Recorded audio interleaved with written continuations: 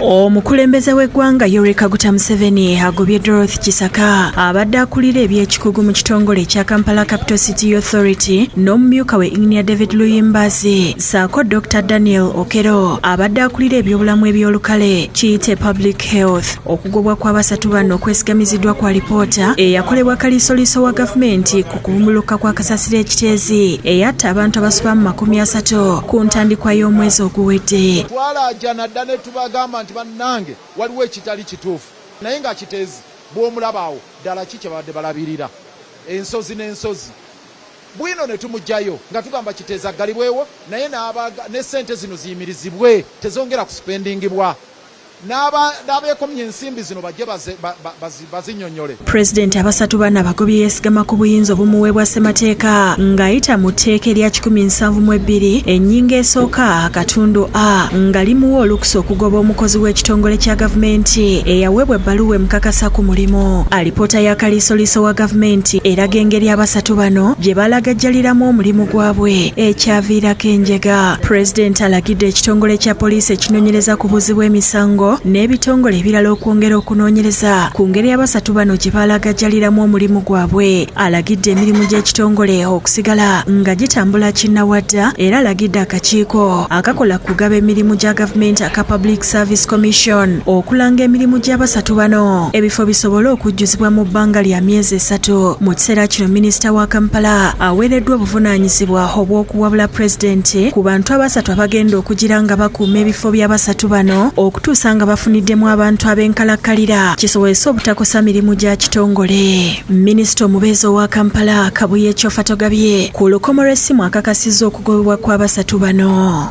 Pulezidenti nga yeeyambisa obuyinza bw'omuwa constitution nze saagala gamba kigambo nti agobye naye ndowooza abantu abamu akozeeko kyeyandibadde nti implementinze IGG report kyeyalekera kuba ze baddale mu recommendations za IGG kwe kuba nti abakulu abo abasatu abawummuza nandisabye bannakampala mwena mubeere bakkakkamu ate naffe tugenda kukola pulezidenti nga bw'atugambye